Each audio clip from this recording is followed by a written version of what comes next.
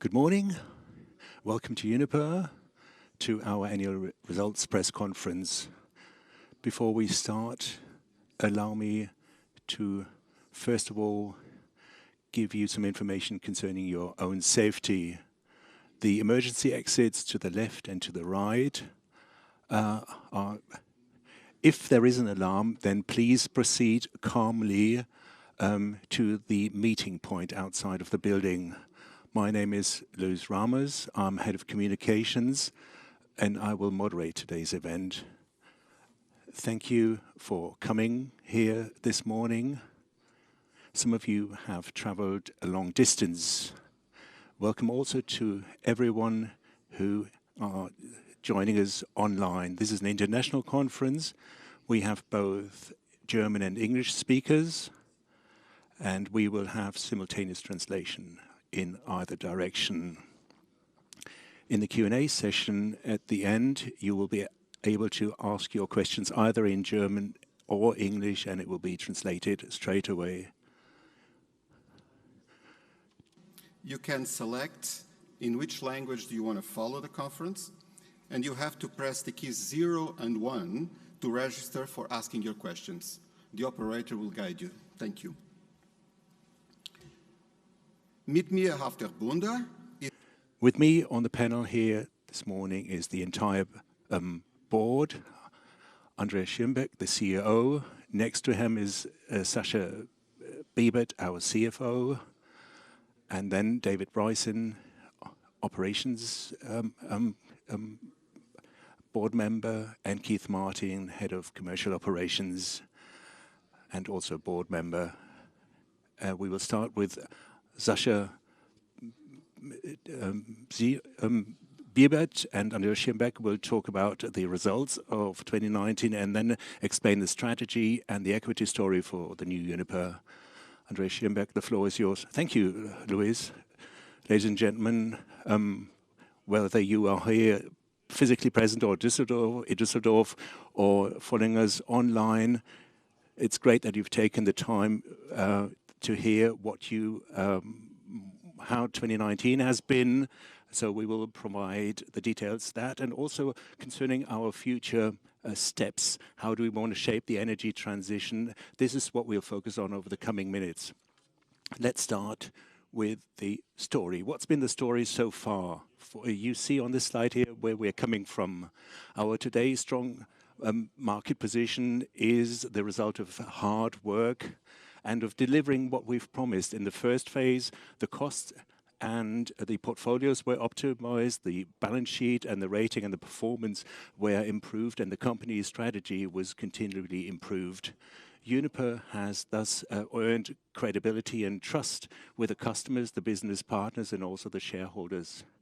And throughout the community, the stock development reflects this development. Since the start, we've had a really success story, and since the start of Uniper, the stock price has almost tripled.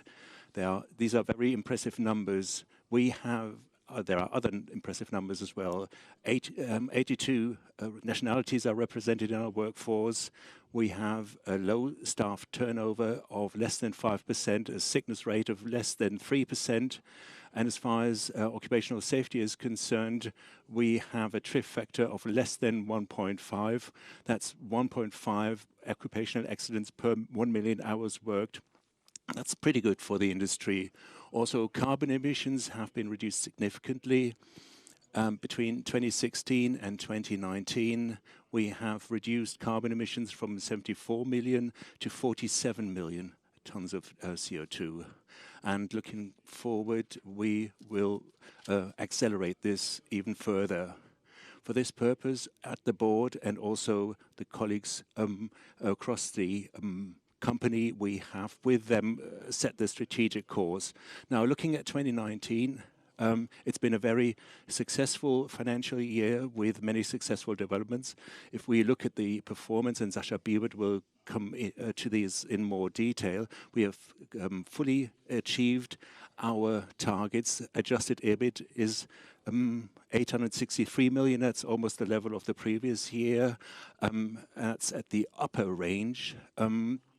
And also the dividend will be increased yet again. As the board, together with the supervisory board, we will propose a dividend payout of 421 million. That's higher than predicted.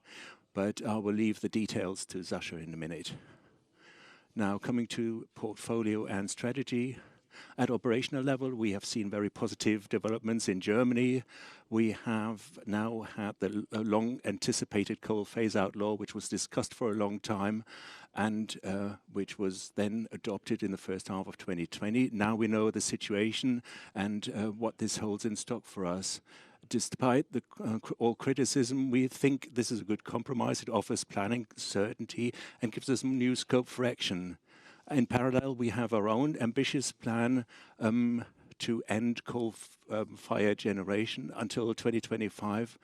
We will shut down 2.9 gigawatts of coal-fired generation in Germany.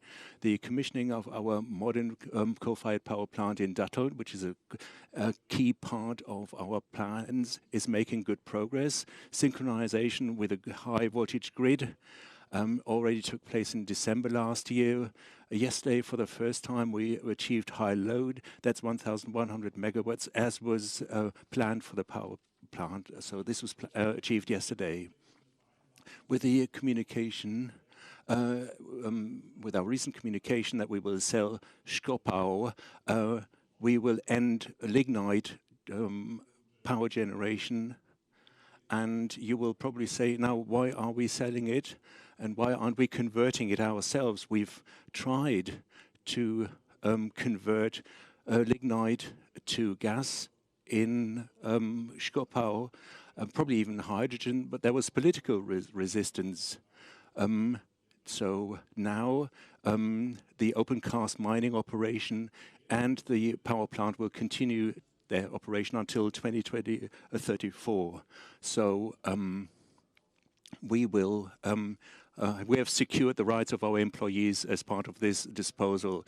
We have been awarded a contract from TenneT in southern Germany. We will build Irsching 6, which will be on a standby unit and provide systems security. We've also made progress at Scholven, where we are switching from coal to gas. Construction has already started, and the CCGT units are now being set up. Now, team, the board of management, which is now complete. Dirk Holländer, who will join us on the 1st of June. He's a great candidate for our trading business. Keith Marting will stay until then and manage the handover. And then with David Bryson, who has succeeded Mr. Rümmler, who has been on board for some time and has already been supporting our major asset projects. So the board renewal is complete. Now let's come to the shareholder topic. We are in close contacts with Fortum. You will have heard the recent ad hoc news. We are about to close, we are not directly involved in the closing of the deal of the remaining 20% that are now about to be sold, but without a profit and domination agreement, which Fortum has excluded for the next 2 years, the company will continue to operate independently for the benefit of all shareholders. Now, coming to our business, we've got the 3 big blocks: European generation, global commodities, and international power. And if we look at these individual segments, then in European generation, we have performed quite well. The British capacity market has been resumed fully. The cash has come this year. That was very positive for the business last year and for the cash development this year. And this provides investment security. Just recently, we have been awarded a contract with National Grid to provide grid security. We are offering a service to ensure that renewables can increase its share in the grid. In Sweden, we had a record year on the nuclear side, and the hydro business also went extremely well. Maasvlakte in the Netherlands had some unplanned stoppages, but is now back running again, and it has been prepared for co-firing of wood pellets. Global trading, global commodities is a very important part of our business. It has made a very contribution to our EBIT. Sascha Bibert will go into details here, and particularly for the long-term gas contracts, we have made considerable progress. The arbitration process with Gazprom has been concluded. We've now got planning certainty, and that's a good basis for the future. Now, as far as LNG is concerned, last year we had 134 shipments of LNG sold for 8.4 million. And with Woodside, the biggest Australian natural gas producer, we have signed a contract for LNG shipment to Asia, and our subsidiary Liquids and Eco have started to set up a refueling system for trucks. Nord Stream 2, as you will know, is a very difficult topic in a very difficult political situation. We still believe that we should or that we need Nord Stream 2 to go online as quickly as possible, because we will require more imports into our gas markets, and for that reason we believe Nord Stream 2 is necessary. But as we said, it's a very difficult environment for that project. International power, that's basically Russia. We have taken part in auctions very successfully. It's a modernization program, and we are modernizing our power plants there, but that will reduce CO2 production emissions. Berezovskaya 3, there we're making good progress, although slower than expected and hoped. Some milestones, hydro test, flushing, purging of the lines have been completed successfully, but the insulation work, the lagging work, has made slower progress than planned. That's because it's difficult to find the right people there locally. So commissioning has now been postponed to the third quarter of 2020. So at this point, I'd like to hand things over to Sascha Bibert. Yes, Andreas, thank you very much. A warm welcome to all of you. It's nice to have you here, and we appreciate that you've come here. I'd like to start with the key financial indicators of the group and their operational background. Then I'll give you an outlook for fiscal 2020. As anticipated, a strong fourth quarter enabled Uniper to achieve all of its financial targets for 2019. As you know, we increased these targets last November at the presentation of our 9-month results. Adjusted EBIT of 863 million was roughly at the prior year level, and thus in the upper half of the forecast range that we issued in November 2019 in conjunction with the release of our last quarter's numbers.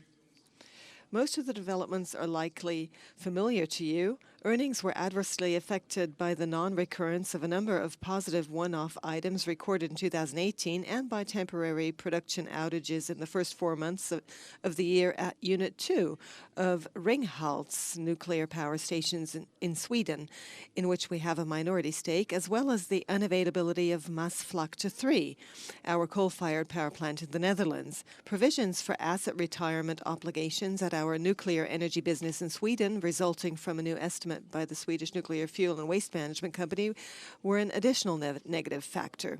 The reinstatement of the UK capacity market in late October 2019 had a particularly positive impact on earnings. The reinstatement of the capacity market enables us to make claims for back payments from October 2019 onwards.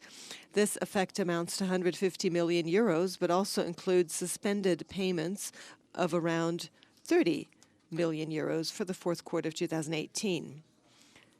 Higher power prices and output enabled our hydro and nuclear power stations to earn more, which had a positive impact on earnings, as did the improvement of our trading business and our business in Russia. Our full year net income stands at 644 million euros.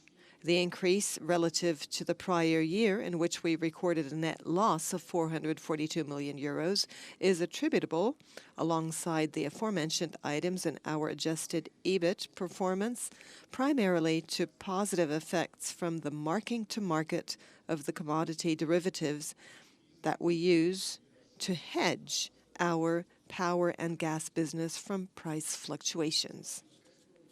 Operating cash flow of 932 million was below the prior year figure, but I'd like to add that this operating cash flow was at minus 277 million after the first 9 months of the year.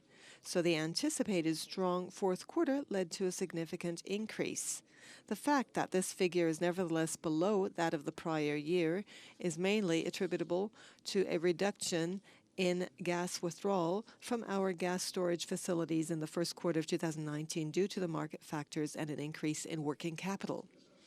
Economic net debt at year-end totaled 2,700 million euros. That was 141 million above the figure at year-end 2018. The main factor for this increase was were the provisions in the amount of 200 million euros, which were raised pension provisions due to a decline in interest rate levels. Cash effective investments of 657 million euros were slightly above the prior year level. We invested just under 300 million euros in existing growth projects and 361 million euros in maintenance. Growth investments were mainly toward our 2 existing power plant projects, Datteln 4 and Berezovskaya 3 in Russia. In addition, we invested a total of about 50 million euros in the conversion of the Scholven power station, which will involve building a new gas-based generation solution and the construction of a new gas-fired generating unit at Irsching power station. The sale of our remaining stake in Eneva of Brazil, our stake in OLT, and our operations in France had a positive impact on economic net debt. An important metric for Uniper's rating is the debt factor, that is, the ratio of economic net debt to adjusted EBITDA. This metric stands at 1.7 and thus better than the range of 1.8 to 2.0, which is commensurate with a comfortable investment-grade rating. In 2019, Uniper received an investment-grade rating of BBB with a stable outlook at Standard & Poor's. Based on the announcement made by the largest shareholder, Fortum, in early October of last year, they announced that they intended to increase their stake in Uniper to over 70%. As a result, Standard & Poor's changed the outlook to credit watch negative. We don't expect the credit watch to be removed until the transaction closes. Now let's turn to our dividend proposal for the 2019 fiscal year. Andreas already mentioned that at the presentation of our results for the first 9 months for the 2019 financial year, I said that based on assumptions about our business performance of the remainder of the financial year, we saw potential for improving the dividend proposal, and we're very satisfied with this performance in the fourth quarter in particular. So based on this positive performance, we are increasing the dividend proposal from 390 million to 421 million euros. This not only fulfills our dividend policy of paying out to shareholders at least 75% and up to 100% of free cash flow from operations, but it also surpasses our target of increasing the dividend payout by an average of 25% per year for the period from 2016 to 2020. Turning to our forecast, we expect earnings to be at the prior year level and plan for the dividend to continue to increase. For 2020, we're anticipating an adjusted EBIT of between 750 million and 1 billion. And we also expect an increase in earnings from the commissioning of Datteln 4 and Berezovskaya 3. Together with the higher prices achieved from marketing the electricity output of our hydro and nuclear power stations, this should more than compensate for lower earnings at our conventional power stations, including Russia and in the trading business. So the EBIT, or adjusted EBIT, will be used in the future for steering. And in a lot of new build activities, such as Irsching 6, which is considered to be financial leasing according to IFRS. According to that, earnings contributions will not be incorporated into EBIT. Similarly, the anticipated income from our financial investment in Nord Stream 2. Here we generate interest income that won't be reflected in EBIT. For this reason, we're introducing adjusted net income as a new key performance indicator from the 2020 financial year onward. By doing so, we are also meeting the expectations of the capital market, where adjusted EBIT or adjusted EBITDA and adjusted net income are more common and facilitate good comparability between companies. For 2020, we expect an adjusted net income to range from 550 to 800 million euros. The dividend for 2020 is to be 500 million euros, a dividend payout, that is. That means that our previous key performance indicators for the dividend, the free funds from operations and free cash from operations, will no longer be used. And I think that few of you will really miss any of these indicators because they were not really that self-explanatory. However, for the period since our IPO in 2016, they were the right performance indicators to best portray the upside potential of Uniper's business. Now with that, I'll hand back to Andreas, who will explain to you how we're going to lead the world of energy into the future. Thank you, Sascha. Update to der Strategie. Thank you, Sascha. Let's now come to the strategy, and you will agree that you can't do a strategy without first checking where we stand in the world and what our general environment is. So this slide shows how volatile and controversial our world has become. In the last few days have shown that the world can become even more volatile. We have a conflict-laden situation. We've got climate protection that's been very high on the agenda, and that's accepted worldwide. But who needs to do what and what exactly needs to be done is a very emotional topic, and that's been discussed and will continue to be discussed with some controversy. Activists have a legitimate role as far as we are concerned, but of course it does become critical if their role is not peaceful or if they don't abide by the law. Ultimately, we all want the same. We want a healthy environment and a climate-friendly energy supply. And this is, of course, reflected in the real environment of our business, because if you look at what's happening in Europe today, the Green Deal is being prepared. That will require Europe to be net zero by 2050. That's no CO2 emissions, and even no CO2 after that. And if we look at that, and if we look at where the greenhouse gas emissions and CO2 emissions are coming from, we see that many industries and environmental conditions play a role here. That's transport, that's industry, agriculture, 20%. And energy generation accounts for 25% as well. So that's quite a big chunk. The energy sector has, since 1990, done already quite a lot. I wouldn't say it's enough what they've been done, but it's at least a start. Since 1990, as an industry, we have reduced our emissions by 34%, and that's the starting point.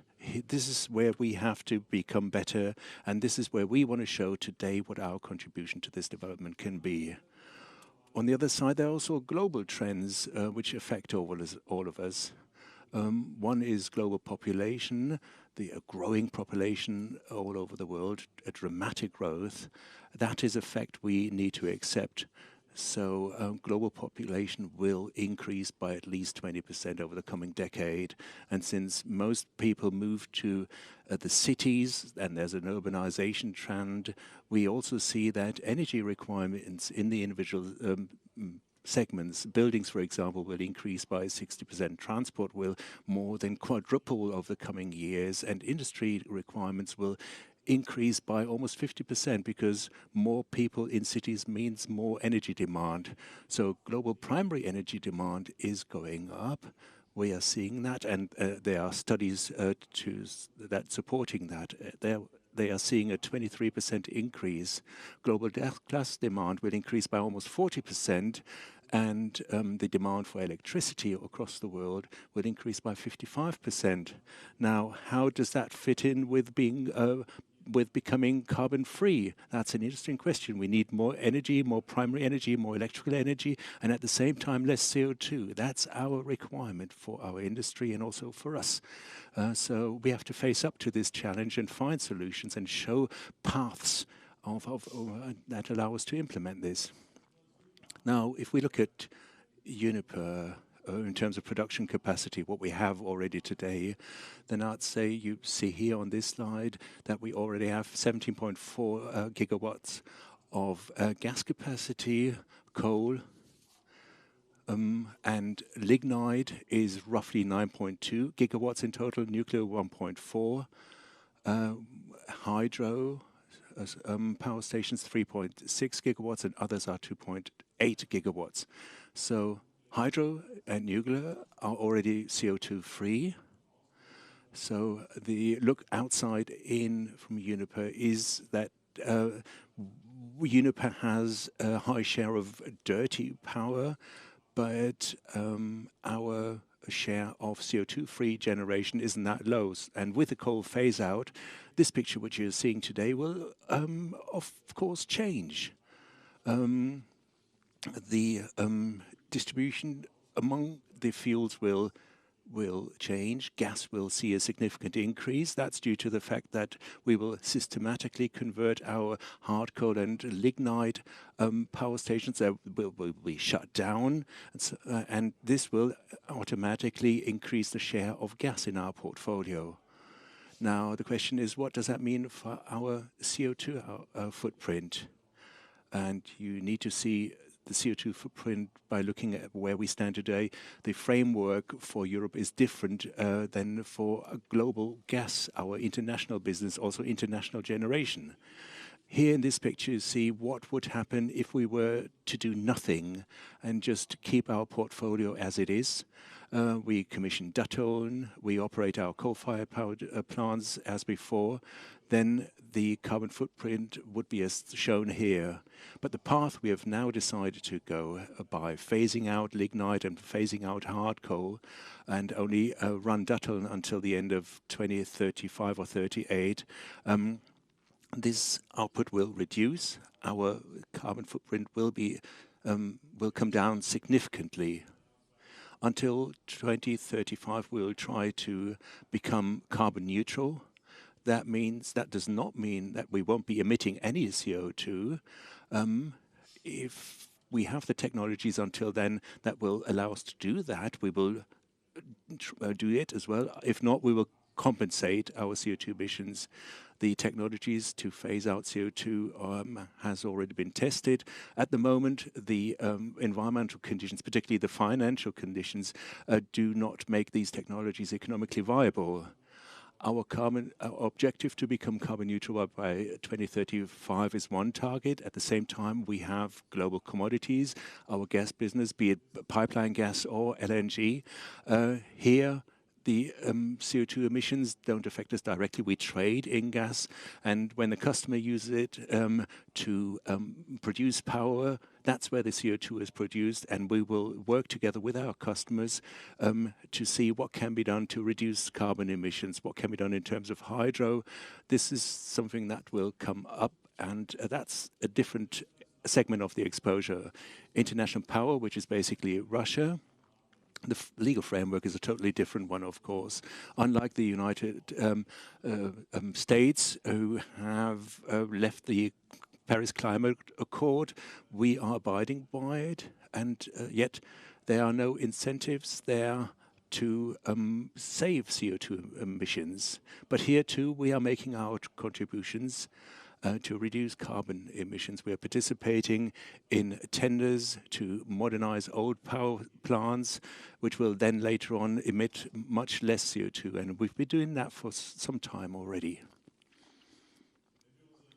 Now, when we want to achieve our decarbonizing objectives, we need to look at the different categories, first of all.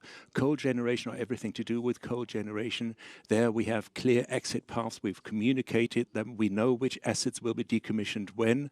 We know what post-use concepts we have for the individual sites.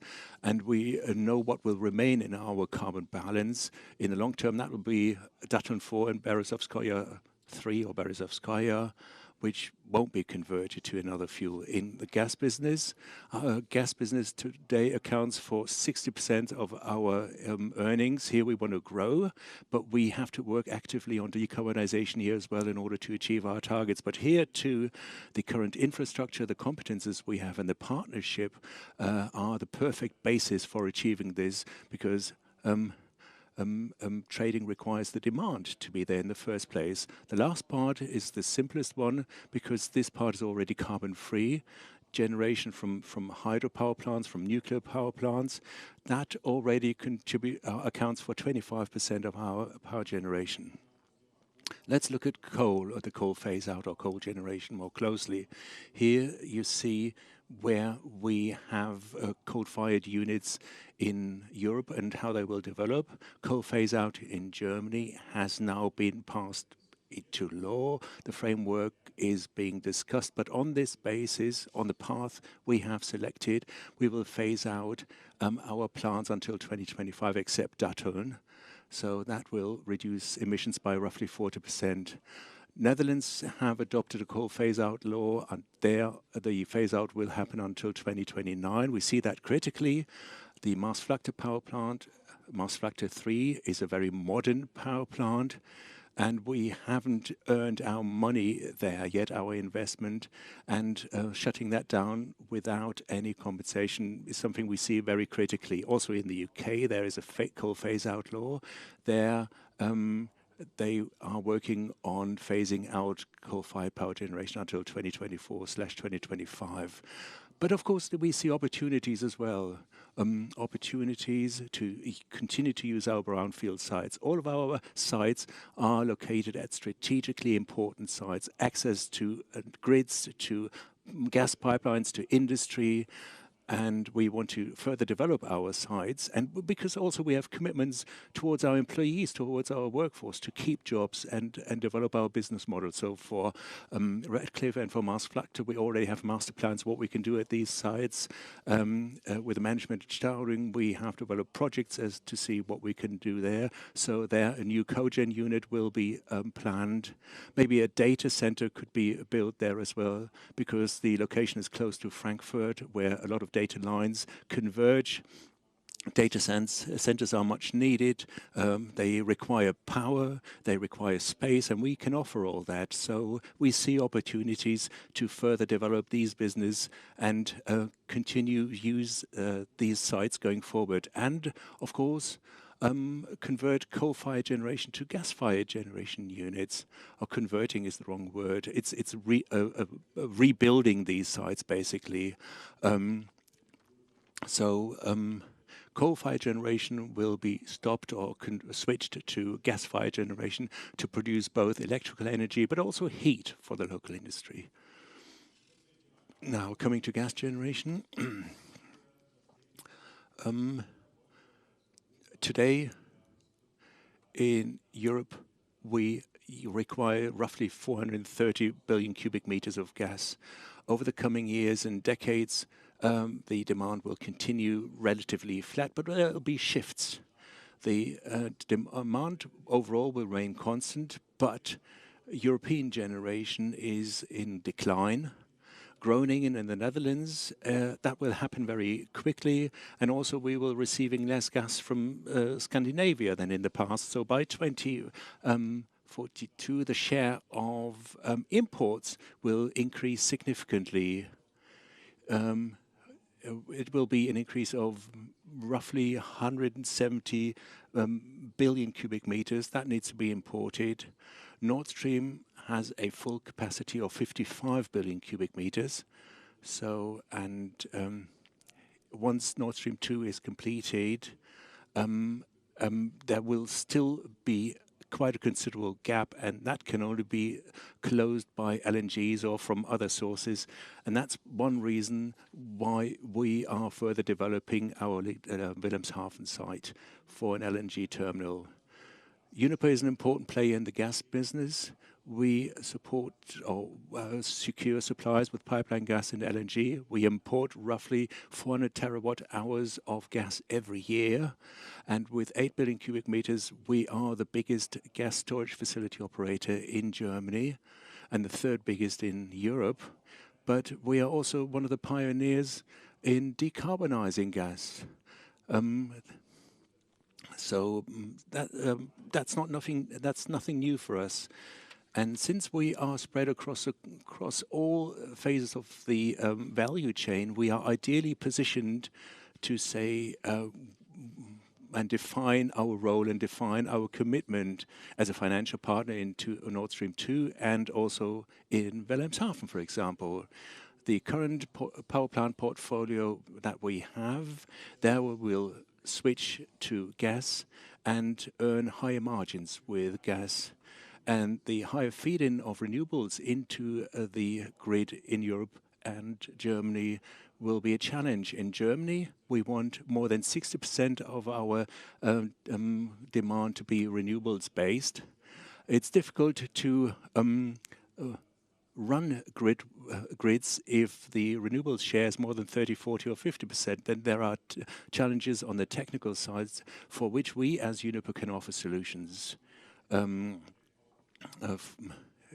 was the blackout in the London area last year, and after that there was a tender for the Caspian market to provide a momentary reserve, and there we participated and we won the contract, and this is a challenge which we also see for the German market.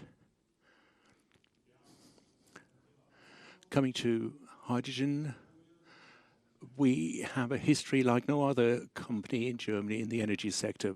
Back in 2013, we started with Falkenhagen to produce hydrogen through electrolyzers, and in 2018 we started methanization because we wanted to see how it works. It offers quite a few benefits because that way I can liquefy and transport hydrogen much easier.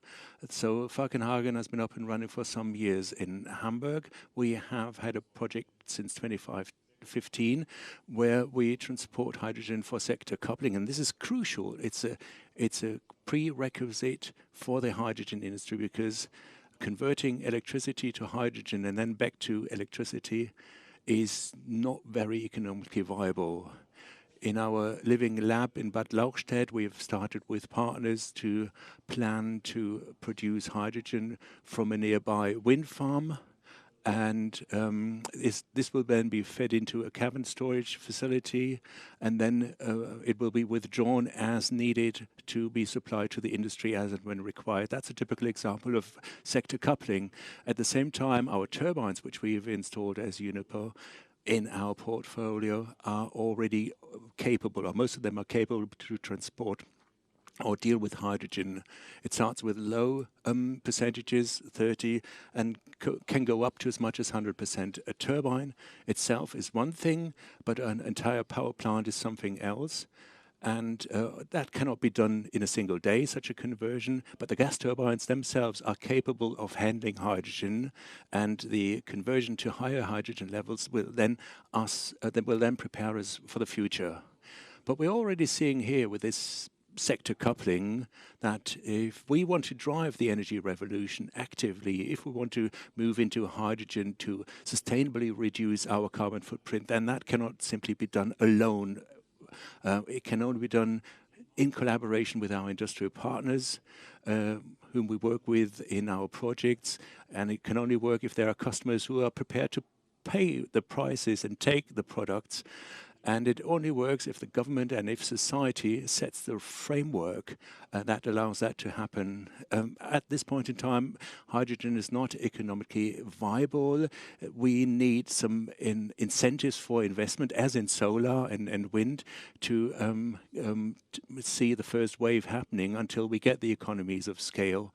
Then what is also needed is investors, of course. In Germany alone, where we have 70% or 70% of our primary energy is imported, hydrogen cannot solely be produced here. It will be traded, it will come from other countries. At the end of the day, whether it's green, blue or turquoise, it's irrelevant how the hydrogen is produced as long as it's carbon-free. And for that reason, we welcome the question of how we address this topic here in Germany.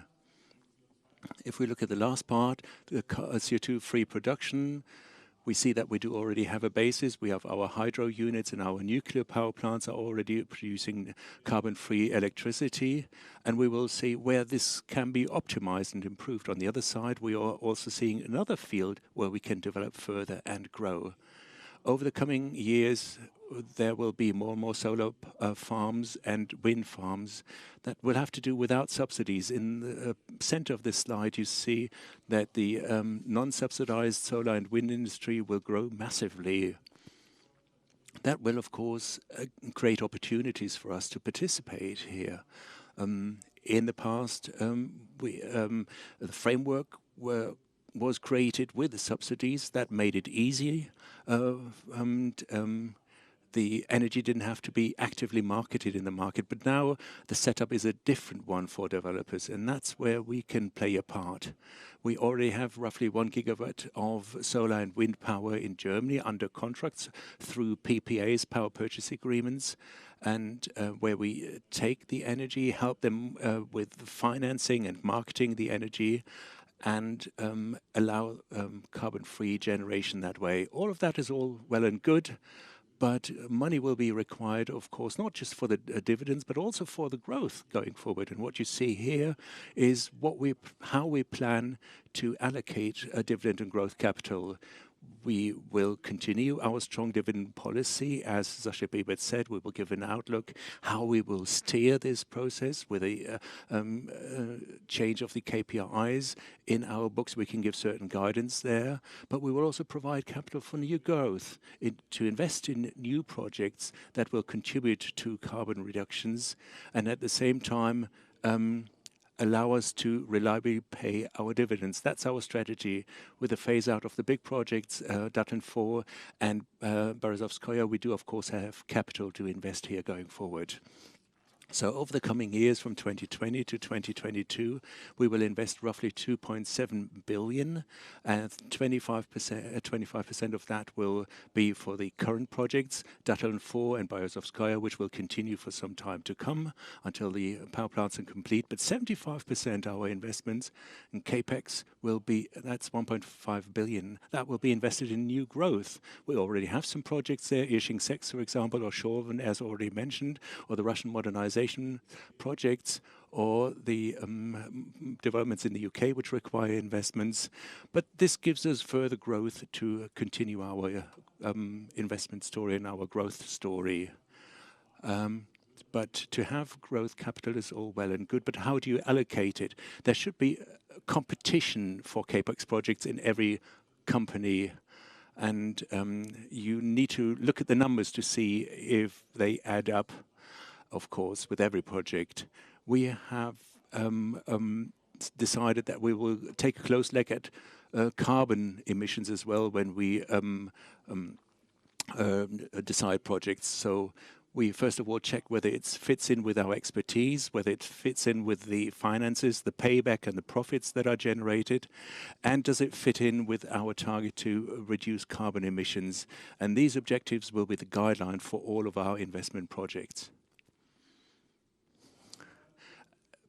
And then even in an asset-heavy business like ours, we have many assets. That's all nothing without our people. Gas-fired generation, coal-fired generation, nuclear pipelines, energy business requires business who operate the machines, who operate the assets, who organize trading, who have the ties with our customers and to our partners. So without our people, without our workforce, everything is nothing. So for that reason, the employees at the center of our focus, as we have already shown in terms of the occupational safety numbers. But it's not just occupational safety, but also training. We already mentioned Redcliffe. It's a coal-fired power plant in the Midlands in the UK. That will be shut down as part of the coal phase-out, but at the same time, we're using this location to train our people. We offer 600 courses. We've already trained 4,000 people there. That's roughly 1/3 of our workforce. Every year, we train 80 new apprentices to impart the knowledge we have and pass this on to the next generation, because there are a lot of things you can only learn on the job and not at university, basically. So at the end of the day, with whatever we do, it's about creating value, earning money. That's the objective of every company. Secondly, substantially reducing our carbon footprint. We've shown in the past that we are capable of doing that. We've already sustainably reduced our carbon footprint, and we will continue to do so with the objective to be carbon neutral in Europe in 2034. That is, of course, a challenge, but of course, we want to grow as well in the areas where we can generate more energy with less CO2. And that takes me to the end of my presentation. Thank you very much for your attention.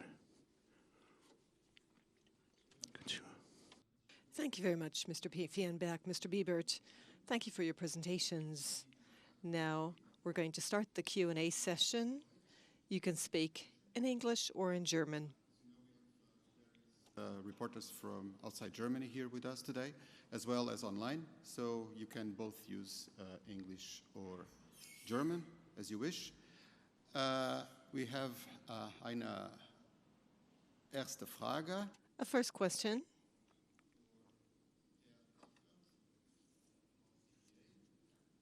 Mr. Haffert, I have a question to Mr. Schierenbeck concerning Datteln 4. In your speech, it stated that you are planning to commission it in early summer of 2024. You didn't mention that. Were you too optimistic when you noted that in the speech, or did you just neglect this? Well, statements for Datteln 4 remain as in the past. We will complete the activities in summer of last year. Of course, commissioning is quite lengthy.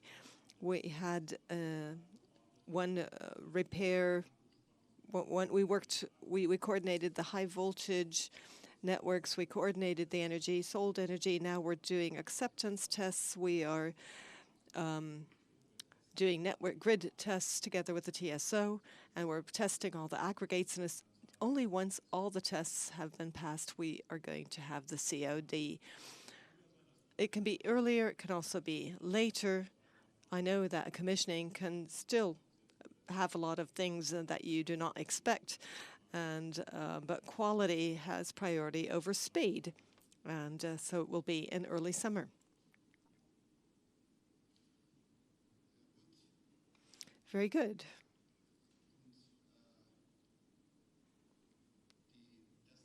The first question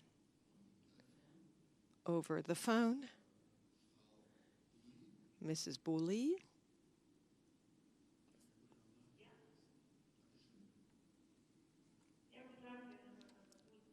Hello. I had several questions, if I may.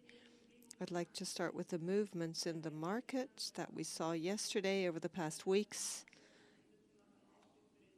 Has that had an impact on their gas market activities? We're quite strong there, aren't you? And then with regard to renewables, are you only focusing on PPA as a strategy, or could you also imagine building your own plant, operating and owning it? And I have a question concerning an item that was mentioned in the annual report, the effect of of the management of emission allowances in global commodities was negative, but at European generation, the effect was positive. Could you please explain this? Well, to give Mr. Bibert some time, I'll start with the second question. I wanted to give you an opportunity to think and take your time. PPAs, well, our main strategy is to grow through PPAs, but we're not excluding that we might build units ourselves or invest or acquire a stake in an operator. However, the quicker and better strategy is PPAs currently, but we do not exclude operating such systems ourselves. Now, Sascha, the second question. The first question is and whether our perspective on gas has changed. Sure. So I think yesterday was quite momentous in terms of the fall in oil prices. But from a European perspective, we've decoupled our long-term contracts from oil. However, half of the world does price its LNG on the back of oil. So it will lower global LNG prices. It will also squeeze US gas frackers as well. A lot of those frackers have got associated oil, and oil is the primary driver. And at these prices, it's simply not economic, so they'll switch off. And consequently, there will probably be a bullish impact on prices in the US. From our perspective, our gas midstream business has got a lot of moving parts, but we take a margin, so effectively from moving the gas between different parts of the value chain. So for us, we anticipated the bearish trend, and I think the market, from that perspective, doesn't cause us too much concern. I'm sure in terms of power prices, there will be a knock on power prices as gas prices go lower as well. But again, that was factored into our thinking. Gut. Und bei den Erträgen aus der CO2-Position. Earnings from the carbon emissions, well, I think it's only, you have to interpret that from a group perspective. Here we had a positive contribution. How this is broken down into the commodity segment is a function of internal deliveries and supplies, and we will have to assign them clearly throughout this year. Currently, from a group perspective, the prospect has been positive. Thank you very much. Very nice. Wieder. Mr. Janssen, Frankfurter Allgemeine Zeitung. In the risk report, it states that there's a customer where you still have legal clarification required because one of the Datteln 4 customers terminated the contract unilaterally. Could you mention the name of this customer and how high is the risk? And the risk report includes items where the risk is not that high, but it is stated that it will have a significant negative impact concerning economic viability. That's what is stated in the report. Well, it is familiar that we are in legal disputes with RWE on this part of the contract. Until now, we've been very successful. All the lawsuits were won by us, and the courts confirmed our legal view of the contracts. But currently, I think what you mentioned is a complaint filed by RWE concerning a recommissioning, which is not permissible according to them. But in the past, our legal opinion was successful. We don't see any material risk. However, I would like to give the floor to Mr. Bibert if he would like to add something. No, you mentioned the customer and the legal situation. I don't really have anything to add.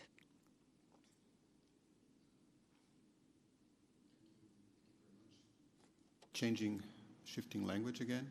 Mr. Heil, please, your question.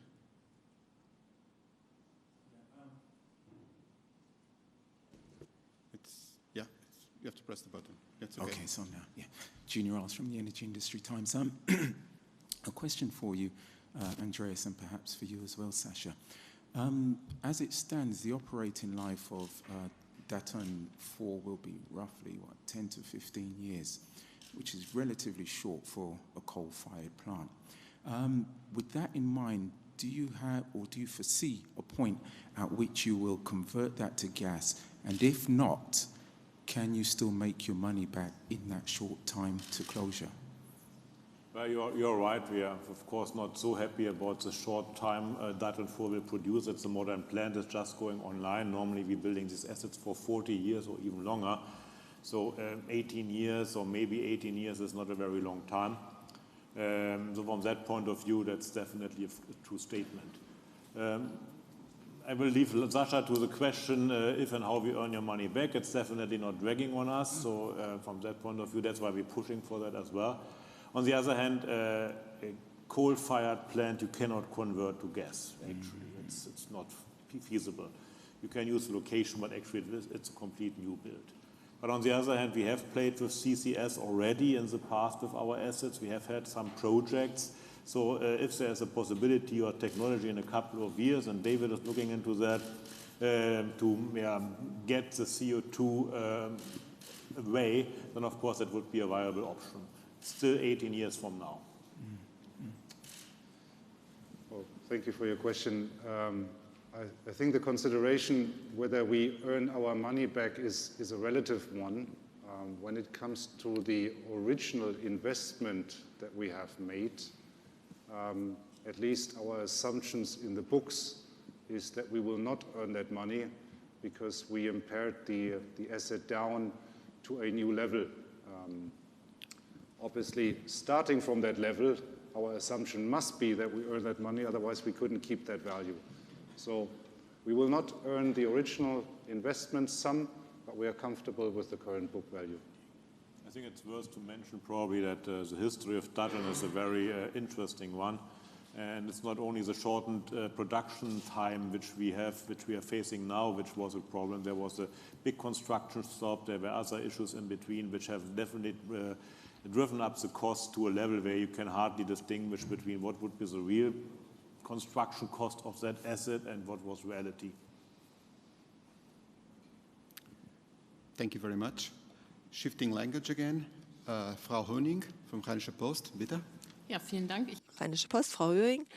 I have some questions concerning our favorite topic, Fortum. Is everything going to be easier when Pekka Lundmark switches to Nokia? And did you make progress with regard to staff and the confirmation of locations? Did you increase the dividend because of the Finns required this? Could you also say a few words about Corona? You can send a lot of people to back home to work from there, but how are you going to ensure power plant production? How are you going to deal with the virus in this area? Thank you for your questions, and I'll start with the easiest one. It's the dividend increase. Well, that was due to the excellent business year and the confirmations that we made. The proposal of the executive board goes to the supervisory board. The supervisory board suggests this to the annual general meeting. There's a representative of Fortum in the supervisory board, but the proposal came from the executive board of Uniper. We are in constructive talks with Fortum. We haven't really reached agreement on the staff side yet, at least as far as I know. We are not always present at the meetings, but the colleagues have met several times. And we also heard, like you, that Pekka Lundmark is leaving Fortum and he's going to start or join Nokia, which is comprehensible. He had worked for Nokia for many years. He knows the industry very well. I have mixed feelings with regard to this. We had many talks with Pekka over the past months and years, and it was very constructive, and we don't know who the new CEO will be, but we know that the talks will be constructive. We're just at the beginning of the journey and not at the end. I'm going to answer in English because I'm a Briton. We have pandemic planning as a normal standard process in our business. We've obviously raised our game there and in the current state of the crisis. So we have an emergency response team which meets almost every other day, looks at the situation as we see it changing, looks at the advice from organisations like the World Health Organization or national bodies, and that allows us to then make a decision about how we operate and run our business. We have plans in place. You may have noticed as you come in that we offer everybody that comes into our buildings, our sites, our power stations, a chance to disinfect their hands, and we encourage that within the buildings themselves. And in terms of the operational activities, not just at the sites, but also here in our dispatch centres, we have prepared plans available to allow us to operate in a crisis mode. Now, clearly, this could be a severe epidemic and could have significant challenges for us, but we feel we are very well prepared for what we will face. We keep watching the situation, and we will adjust our processes and procedures as is necessary. Thank you very much, David. We go back to our participant line, and the next question comes from Vanessa Desem from Bloomberg. Vanessa, are you online? I have two questions. Can you hear well? Yes, very well. Wonderful. So you mentioned in the earnings that hydro and nuclear power plants earned more thanks to higher power prices and output. But since the end of December, Nordic power prices are kind of collapsing. So I wanted to know, what is the outlook? That's the first question. And the second question is pretty straightforward. It would be on the LNG trading numbers that were quite interesting. I want to know also the prospects for that business, what to expect this year. Thank you. Maybe Keith can. So in terms of Nordic for this year, I think it was very well articulated that we were well hedged going into the year. So 2020 is very well protected. As you know, there was also an extreme amount of rain in the Nordic area, which led to more production as well. So that was partly compensating for the lower prices that we've seen. Going forward, it looks like the amount that we've hedged is relatively low. However, we've also been hedging during the Q1 period, and we've got hedges that we have as proxy to Nordic as well. So we're far better protected against the fallen prices than might appear if you simply look at the amount of hedge that we detailed before. The second question was on our global LNG business. LNG continues to boom. There's new production switching on all across the world, in the US, in Australia. And remember, the growth in gas is exponential over the next few years. So we've certainly concentrated a lot of effort in Asia, and about a quarter of that portfolio is Asian-focused, where the demand is still high. Now, currently, with the impact of the virus, it's dampened demand somewhat within the year. However, it's still very robust going forward, and it's something that we've got, I think, a great capability to exploit as well. So certainly, LNG will be a core part of our growth going forward. All clear? Vanessa? Yes, perfect. Very much. And back in the room again, Frau Becker, bitte, Boston Zeitung. Sorry. I have three questions as well. One, just to quickly check the adjusted net income, which is your new parameter. Can you mention the figure for 2019? I didn't find that here. Then you also just mentioned that the book value for Datteln, that's been depreciated. Down to what value, if you want to start earning money there? And in that context, I'd also like to know that until 2035, you want to be carbon neutral, but at the same time, you're saying you will be running Datteln until 2038. Can you resolve that? What seems to be a contradiction to me? Let's start with what seems to be a contradiction. We said that we want to be carbon neutral, but not carbon free. The difference between the two terms is that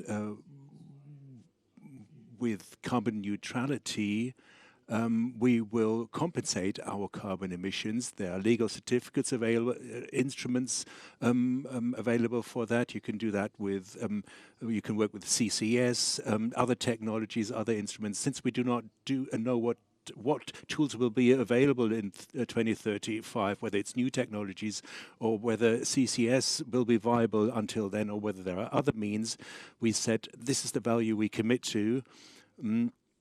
At the moment, I don't think it's uncritical to say we were totally carbon-free. We will switch to gas, then the net effect will be that we reduce fewer CO2, reduce our carbon emissions. When we have, even when we have converted to a hydrogen and artificial gas, we will still have to compensate carbon emissions. Now we're coming to the adjusted net income. I'll give you the numbers. So 2018, 687, 2019, 614, and for 2020, it's a range of 550 to 800 million. Let me add the decline from 19 to 18, which is kind of surprising at first because the EBIT was stable. That's due to the fact that in 2019, the economic tax rate was quite high. In 2018, it was relatively low. And this will normalize going forward. And if you look at the mid value of this range, you see that we expect a growth of roughly 10%. On the one hand, that's down to EBIT. On the other side, we are seeing more and more interest earnings through existing projects like Nord Stream, but also more new projects as well. Datteln 4, you asked about the book value. I do know the book value, but we never disclose book values for individual assets. I've read in the past in the press that in total we have 1.5 billion invested there. So I would be surprised to see a book value far north of 1 billion. Thank you very much. Mr. Bartke from Energate, your question, please.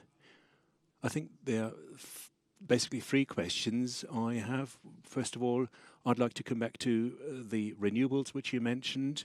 I have understood you in that you will check whether you will set up your own renewables portfolio. Maybe you can confirm that just quickly. And you will also know that in the renewables business, you will be a young player in what is a very mature market environment.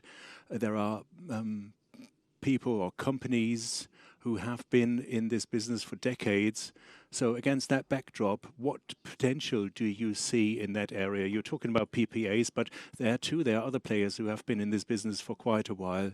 Can you quickly describe what potential you see in this business, which you need to develop basically from scratch? And second question, Datteln 4.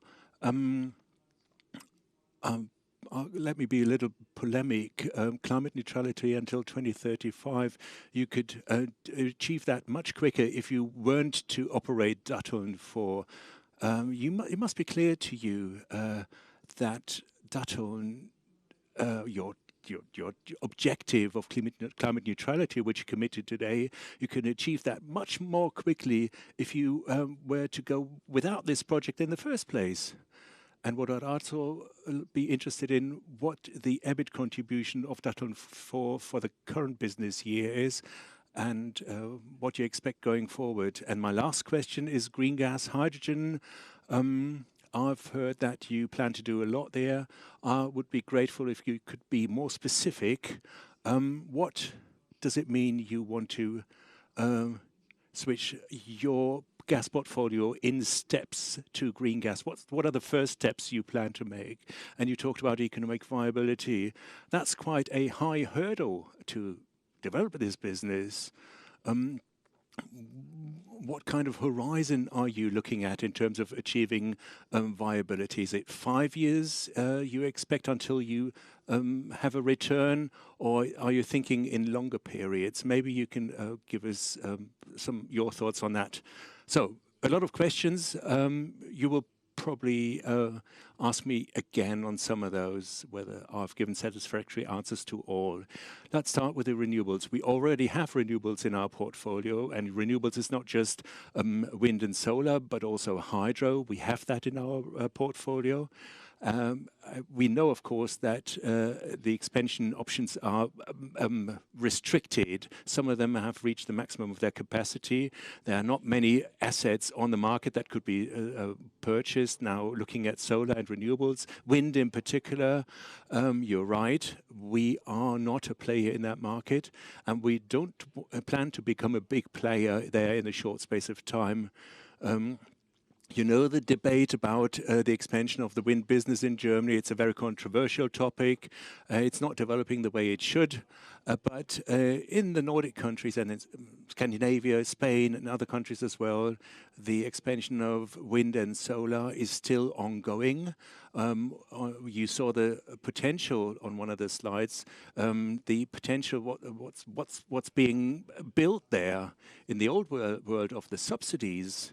It was a relatively easy game. You built the park, the farm, and every megawatt hour, every kilowatt hour you generated was all automatically marketed. You received a guaranteed price. That doesn't happen today anymore. Now, building a wind farm today or a solar farm means you require financing, and you only get financing if you have a customer. And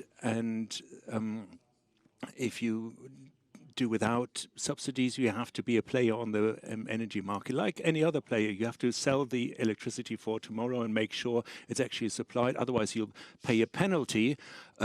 So we see opportunities in that environment. We can acquire electricity at wholesale prices over a longer period. We can sell this electricity. That's a business we're already in today. With our hydropower plants, we have the backup risk, which we can cover relatively easily because we have the generation units. And that's something which has developed relatively quickly. I said we already have 1 gigawatt of PPAs under contract. And if I look at that growth curve on the wind side, on the solar side in Europe, I believe there's enough space for us in that market. You said the market is already relatively old, so for that reason, we are not becoming or intending to become a sole wind or solar market. We might have the financial means, but that's not our background. We're happy with the PPA situation, and maybe from that position we will penetrate into the business a little further. So I think those were your first two questions. Now, Datteln, my opinion is a slightly different one. We said we switch Datteln on and in return switch other power plants off to save CO2, basically. That's our view, that's one of our views. And the second perspective is we need, of course, money. We need to earn money to shape this transformation. And for that, the earnings from Datteln will, of course, be required. Our objective to become carbon neutral is not a short-term one. It wouldn't be in the interest of the shareholders to do that, or not in the interest of this company. So we want to shape this process. Even without Datteln, we would still have CO2 emissions because the conversion from coal-fired to gas-fired generation has a carbon output. It's lower, of course, but it doesn't solve the problem. So for that reason, to us, gas is a bridge technology. And switching to gas, we believe, is the right path going forward for the next 10 decades. But if we don't manage to make gas greener today and reduce carbon emissions of pipeline gas and LNG, or stop these emissions at all, totally, then gas will be the new coal. And for that reason, our intention is to switch to hydrogen or artificial methane, because it has that potential. But there's a long way to go there yet. So we will have to bank on imports there, because hydrogen can be produced from renewables in the Middle East, in Africa, in Australia, certainly not in Germany if I look out the window here now. For that reason, we are starting to look into this. But I also believe that it's a valid approach to make hydrogen from natural gas in a carbon-free way. As long as it's carbon-free, that is a path we should look at, also from a security of supply point of view. But I do see your point. Using hydrogen today to use it or admix it for power generation could only be done at a high CO2 price, economically viably. So it will take a while. So, and if hydrogen develops as it has been predicted, then it could be a sensible way forward. But there too, we will probably not wake up one morning and be in a hydrogen world. This will happen in several steps. And admixing hydrogen already today, 1% or 2% is technically viable and also reduces carbon emissions. That's our approach. I do not expect that this will be economically viable in 2 years or 5 years. Maybe I'm wrong, but probably not. But showing the path and being prepared for this to ensure that we don't have stranded assets in future, the assets that can be converted in future, that is our path, and that is the commitment we have as a company, and therefore we're taking a close look at hydrogen. I hopefully have answered all of your questions. Our EBIT contribution of Datteln, and then David will wanted to comment on hydrogen. Let's talk about the EBIT contribution of EBIT first of all. The operational contribution after depreciation in a normal year, 12 months, is roughly 100 million. This normal year would then be in 2021 for 2020. So if you can look at it on a pro rata basis. To come back to the topic of hydrogen and think about some concrete steps. I mean, there's two areas you can think of here. One, the area we control. Two, the area we might be able to influence. If I think about influencing, last week I had the pleasure of being in Brussels and meeting colleagues from different parts of the sort of organisations there. And there we spoke quite often about hydrogen. So Hydrogen Europe, Eurogas, and the need for change in order to support the development of the hydrogen economy. That's not something that we're making up ourselves. That's something that Europe and the world recognises. Indeed, I was at the IEA where Fatih Birol made the comment that hydrogen is one of the few energy products that he's seen where governments around the world are united in their view. So we need, as a significant gas player in Europe, to play our part in shaping that, because that's important and it creates the conditions for a change that we need. Then if you look at what we actually own and what we manage, so we operate gas-fired power stations now, clearly we need to understand how we can make those hydrogen available and hydrogen ready, and we won't do that alone either. The hydrogen space is a space full of partnerships, and I hope that in the coming weeks we'll be able to announce that we're working with partners more closely, significant OEMs who play in that space, where we believe we can make a difference and demonstrate that hydrogen can be a successful source of energy for the future. It can make a significant impact on the decarbonisation of our world. And as such, I don't think it's something we're jumping on as a hobby horse. It's something that's a real opportunity, and we feel we have a path to play. So I'm sure the concrete steps we'll be sharing in some time later this year, but that's just not for today at the moment. That's a new scoop. Yeah. Thank you, David. Another question by Ms. Eckert from Reuters. Hello. I wanted to ask about the settlement of the arrangements with Gazprom, some details. Is that the dispute that's been going on since 2018? So for what period and for what contract volumes have you found a solution? Perhaps you can illustrate what arrangements you have made and until when, and perhaps explain until what year you currently have supply contracts with Gazprom. And in the past, it was until 2035. Normally, we do not disclose details of our arrangements with Gazprom, we have found a settlement. So the arbitration proceedings have been settled. The proceedings have been stopped from both sides. We have resolved our different opinions. And Keith, we entered into, unfortunately, doesn't permit us to talk about time period or volumes. But suffice to say, I think both sides found a satisfactory outcome, and I think that dealt with things retrospectively.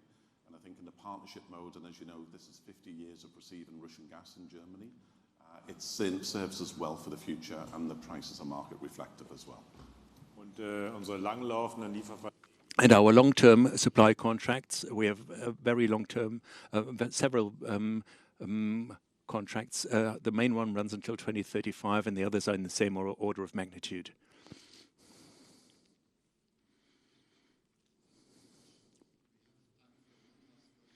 We have noch. Oh, yes. Thanks. You've spoken very tentatively about carbon capture and storage. You seem to say if it becomes an economically viable proposition. Do you actually implement CCS at any of your plants now? And how do you see the technology developing? Do you support any R&D initiatives, for instance? So we have run initiatives at our plants. In fact, at Wilhelmshaven plant, we had a project where we were capturing CO2, and that test pilot plant is still there, and it demonstrated that. We were also involved in a project in the Netherlands, in Maasvlakte, along with another company, in terms of carbon capture and storage. Actually, our view on storage as such is less positive in terms of a business case. And what we're particularly interested in at the moment, and for example, Datteln, that would be the case, is carbon capture and utilisation. And I think many of our peers are also thinking along the same veins. There is an opportunity to think of CO2 not just as a waste or as a product that we don't want, but think of it as a product that can be utilised to deliver some good to the world. And so we have an innovation team which is looking at the use of carbon once it's captured in a number of different ways, such as synthetic fuels, even potentially some protein foods. So it's very early days, but of course, it's a long time off before we get to 2035. We'll see how we get on. Well, we have no further questions. Thank you very much. Thank you very much for all your presentations, your availability to answer all the questions. Thank you very much. And we're going to close this conference, and we're going to leave you with a nice video that explains a little bit the next phase of Uniper. Thank you very much for being with us. Thank you. Will we be able to meet the rising global demand for energy? How do we ensure a consistent and greener energy supply? I wonder, can we make the necessary changes before it's too late? Do you even care about the environment, our climate? What's the world going to look like when I'm older? Uniper has answers to these questions, no matter someone's age or which country the person is coming from. We have the best assets to support the future of energy. Carbon-neutral targets that will reduce Europe's emissions. Hydro plants that already account for much of our European capacity. Coal plants closed or converted to gas, and even transformed into data centers or other industrial facilities. We have the best technology. Power-to-gas technology that will produce hydrogen at scale. Green hydrogen to produce climate-neutral chemicals and synthetic fuels, in addition to carbon capture technology. We are investing in green hydrogen that will power the future. We have the best people. There are few companies with a higher energy IQ.